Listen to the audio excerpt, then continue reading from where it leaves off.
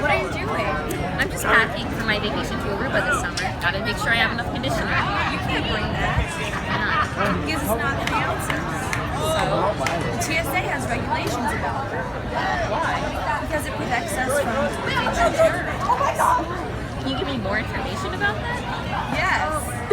Before 9/11, airports handled their own security through private companies, but only 2 months after 9/11, the Aviation and Transportation Security Act was passed. This act created the Transportation Security Administration. The TSA created new procedures in which luggage was screened, and new technology was implemented that scanned for destructive items. How was all of this paid for?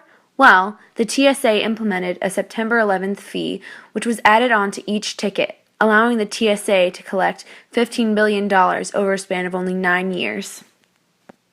Another piece of legislation passed as a result of 9/11 was the Patriot Act. It was meant to strengthen domestic security by giving law enforcement more power to identify terrorists. Through the passing of this act, law enforcement agencies could get court order that allowed them to conduct surveillance by any means necessary on a specific person. This act also allowed the government to get information from communication services providers, so the government can find out details about your internet use, such as what sites you visited and when. The act also allowed for court-ordered home searches without any notice, and they can occur when the person being searched is not home. It also made it easier for law enforcement agencies to get NSL, or National Security Letters, which basically release paperwork about the person under investigation. The Patriot Act sets up financial compensation for victims of terrorist attacks and their families, and finally it increased the penalty for acts of terror. Although the intentions of this act were good, critics argue that the act has led to an increase of domestic spying through email and cell phones. Not only did 9/11 affect national security, it also affected the focus and approach of the military.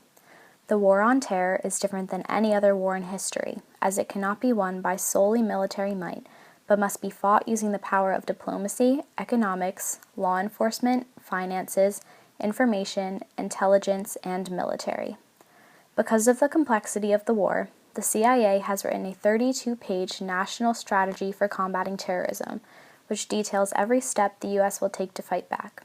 According to it, the intent of our national strategy is to stop terrorist attacks against the United States, its citizens, its interests, and our friends and allies around the world, and ultimately to create an international environment inhospitable to terrorists and all those who support them.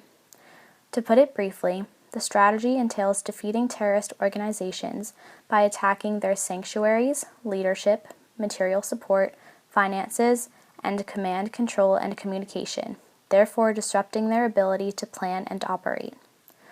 While it is a good thing that military training has become more focused on fighting terrorism, some believe that this could be hurting America's ability to fight a more traditional land war. With the growing terrorist threats from Syria, Iraq, Afghanistan, and Africa, military training seems to be primarily focused on fighting terrorists and guerrillas. What worries some people is that with the potential threat of large powers such as China and Russia, our military may not have sufficient capacity and capability to do the various national strategies. In order to adapt to the new global reality, Army officials must balance the military's responsibilities in Africa, the Middle East, and South Asia, while relearning how to fight higher-end, great power conflicts as well. As a result of any war, violence, and threats, there is always an effect on the way in which society functions.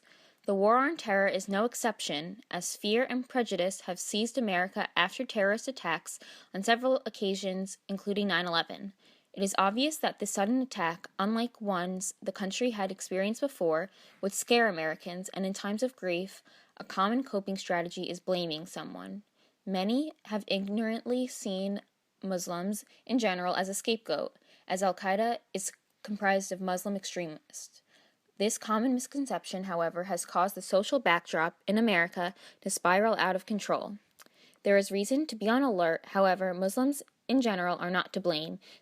Overall, the emotional state of the country is obvious through examination of protests and violent incidents. There have been 38 anti-Muslim attacks in the United States just since the deadly November 13th terrorist attacks in Paris, so it is clear that people are very afraid. It is proven that in the few weeks following an attack, more incited incidents against Muslim Americans or those who are mistaken as such occur. For example, girls wearing hijabs have been harassed and menaced by men with knives. In one incident, a Queens shopkeeper was beaten up by a customer shouting anti-Muslim slurs.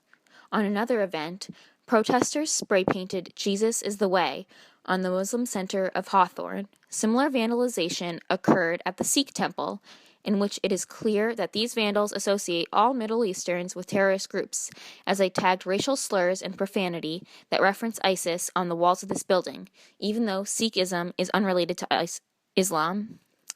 On a more violent occasion, a Sikh convenience store clerk was shot by an enraged veteran.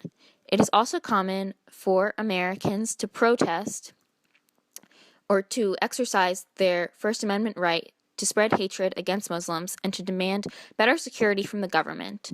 These protests can turn violent, but even so, the attendees are bigoted and full of malevolence. On all of these events, the anger and prosecution against one religion and those mistaken to be of this religion are unfairly targeted, and this is expressive of the fear that comes as a result to the war on terror. Because the two qualities, fear and prejudice, are so interconnected, the spirit of the nation has continued to build on the hatred that exists in our country. As the Washington Post states, America today is not the self-confident and determined nation that responded to Pearl Harbor, nor is it the America that heard from its leader at another moment of crisis the powerful words, "The only thing we have to fear is fear itself." We are now divided, uncertain, and potentially very susceptible to panic in the event of another terrorist act in the United States itself. It is reinforced by security entrepreneurs, the mass media, and the entertainment industry generates its own momentum.